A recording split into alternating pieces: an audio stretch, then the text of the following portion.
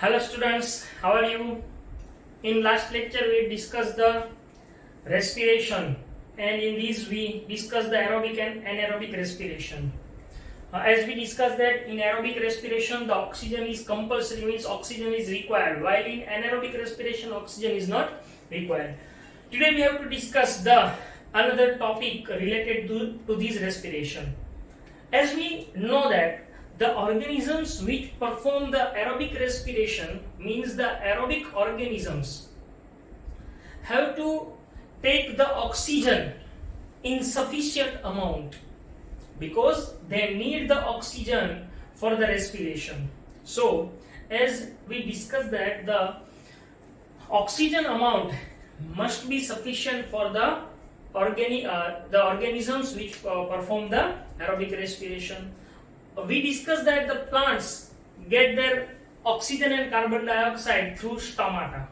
I want to mention that not only through stomata, the main three organs, roots, stem and leaf, perform their respiration independently, and they three have different structures for the exchange of gases. It is only for your information that roots has root hair for gas exchange, then the stem has lenticels and the leaf has stomata. So as we know that the stomata is main factor for getting the oxygen and removal of carbon dioxide.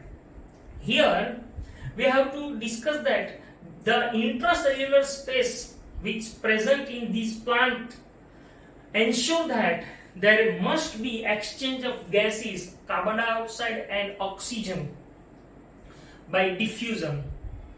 This diffusion depends upon mainly two factors. It may be asked as a question that the diffusion depends upon main two factors. First, the environmental condition, and second, the requirement of plant.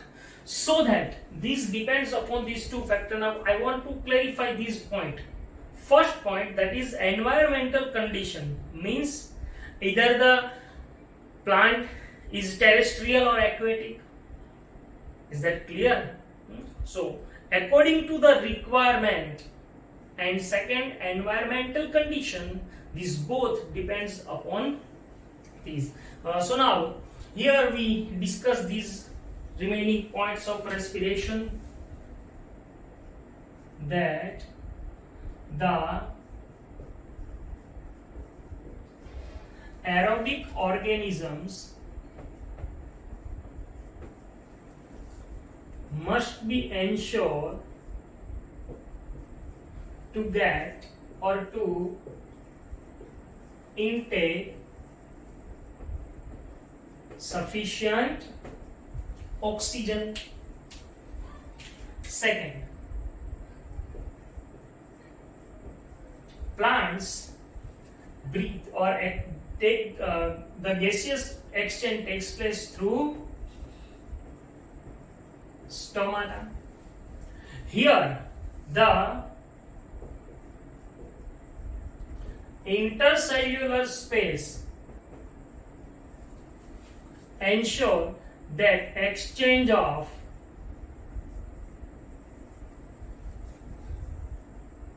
gases, means oxygen and carbon dioxide, takes place, and these two by diffusion. Okay, now this diffusion depends upon mainly two factors. First, environmental condition, and second,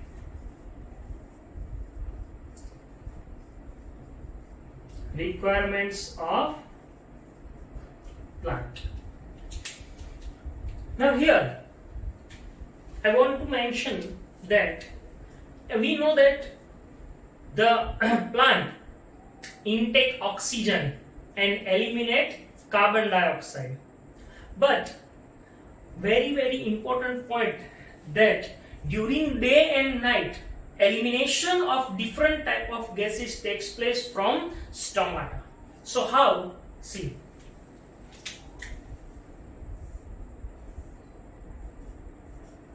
it is any plant, tree. Now we have to discuss two main things: during day and during night. During day and night, what happens? Oxygen intake, carbon dioxide eliminate. But I want to mention not day and night. Here we take that respiration and photosynthesis, because these two processes takes place here in plants during day, while night only respiration takes place. So during day and night, instead of it we write that in respiration and in photosynthesis. Now this respiration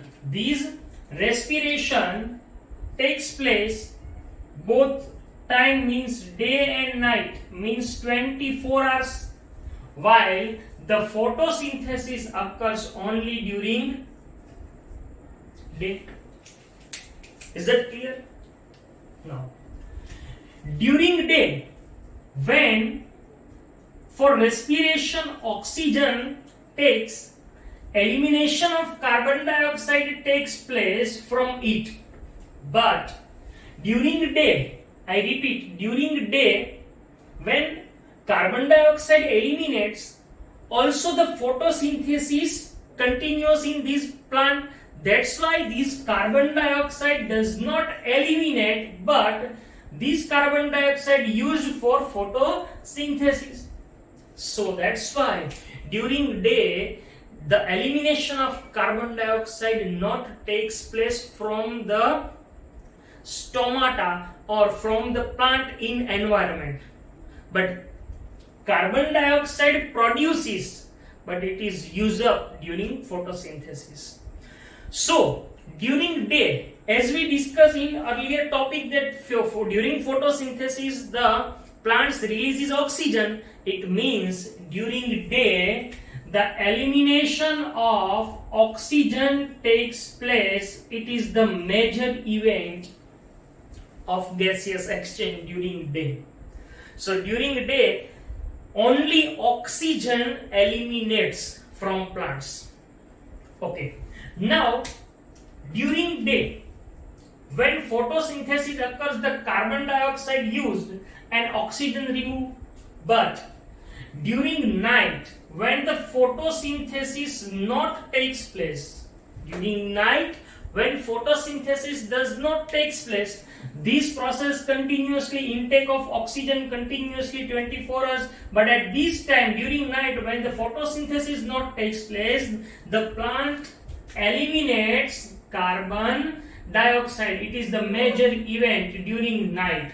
So we have to memorize these two things. During day, elimination of oxygen takes place, and during night, elimination of carbon dioxide takes place. And that's why it is said that during night time we don't have to sleep under the tree.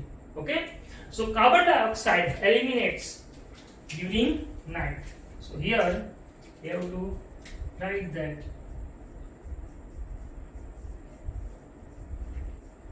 in plants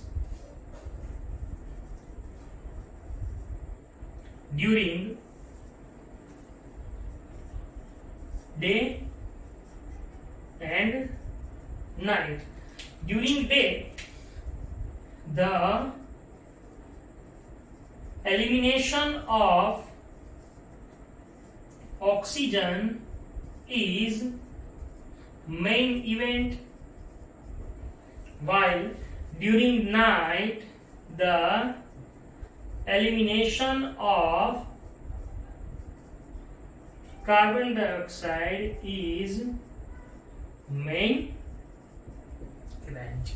That you have to memorize. Since the animals evolve, they have different organs for getting these oxygen and carbon dioxide. They take oxygen and get rid of carbon dioxide. Here, the different organisms have different methods to intake the oxygen and carbon dioxide.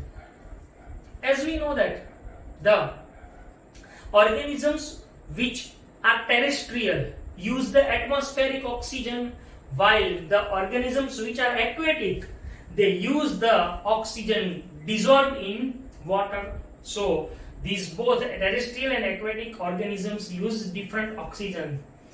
Here we also know that the amount of oxygen dissolved in water is less in comparison to the atmospheric oxygen, and that's why the rate of breathing is higher or more in aquatic organisms in comparison to terrestrial organisms. That also important point. So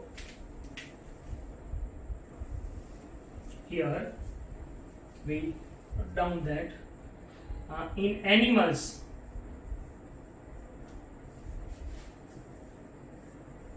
different types of organs intake and eliminate the gases.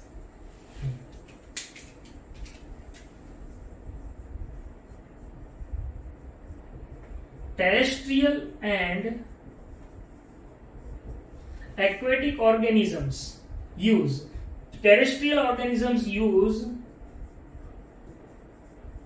atmospheric oxygen, while aquatic organisms use the dissolved oxygen in water. The oxygen dissolved in water. Here, as we know that the amount of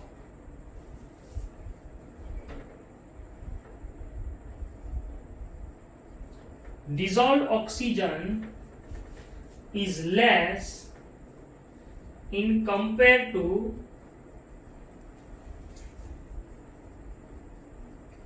atmospheric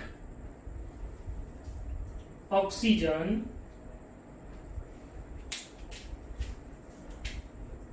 the breathing rate is more in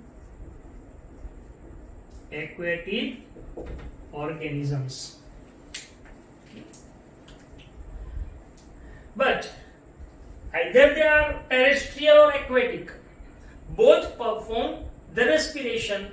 That's why there is a similarity in respiratory organs in both. Which type of similarities we can see in it? See, the surface area for the breathing or for the exchange of gases is more. Second thing, the surface that is very fine and also it is delicate, and since it is fine and delicate, that's why it must be protected, and that's why these type of surfaces remain inside the body. But there is a question that, so how these gases reach to this path, and that's why in these type of animals there must be a specific path to get this oxygen or carbon dioxide to the organs that are very fine and delicate. So it is very important point. So here mention that the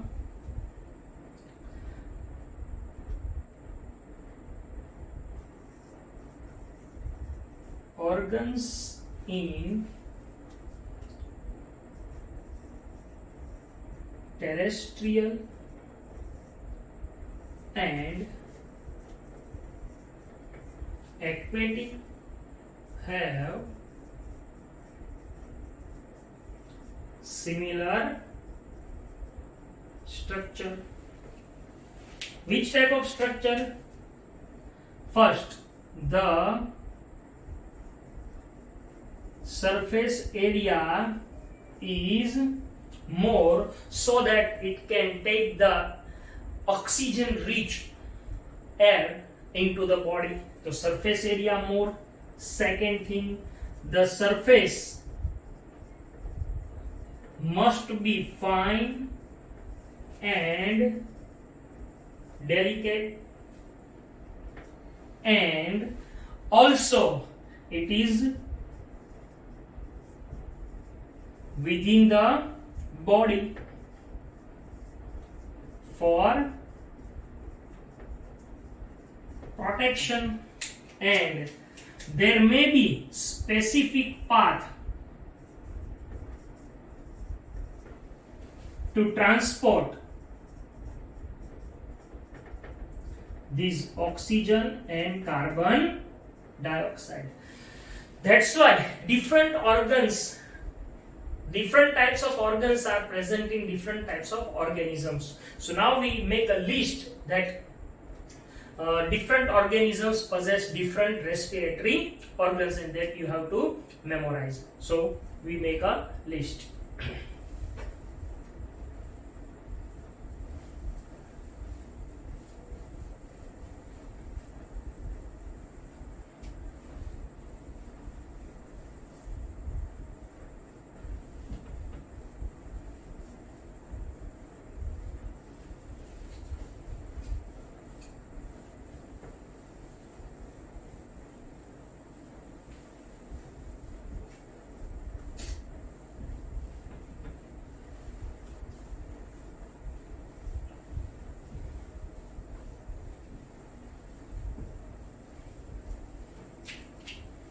Now here, organisms and their respiratory organs. Organisms, unicellular organisms like amoeba and paramecium have their cell membrane as the respiratory organ because they are unicellular, so the cell membrane is directly in the contact with atmospheric air. So in amoeba and paramecium, the respiratory organ is cell membrane. Next,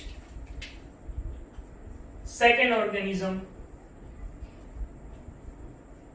earthworm. Earthworm perform these through skin, while the insects perform this exchange of gases through trachea.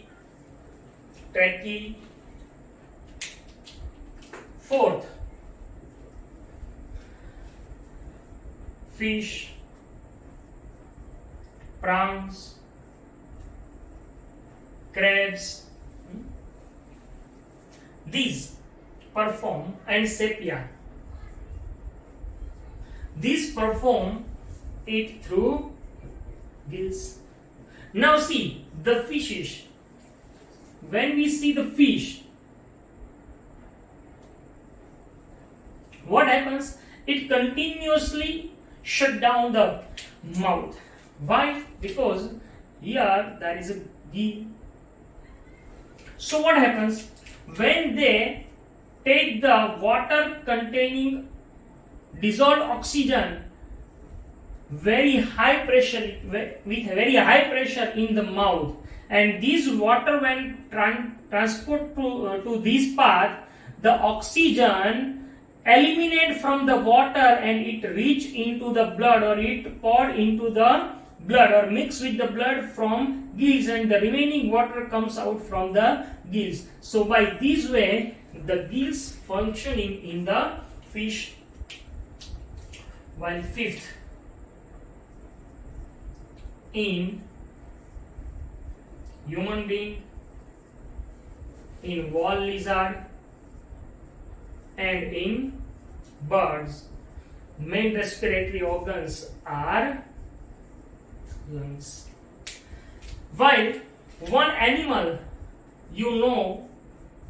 frog, it is amphibian, and you know that the frogs can live on earth, as means on the surface of earth, and as well as in water. So they perform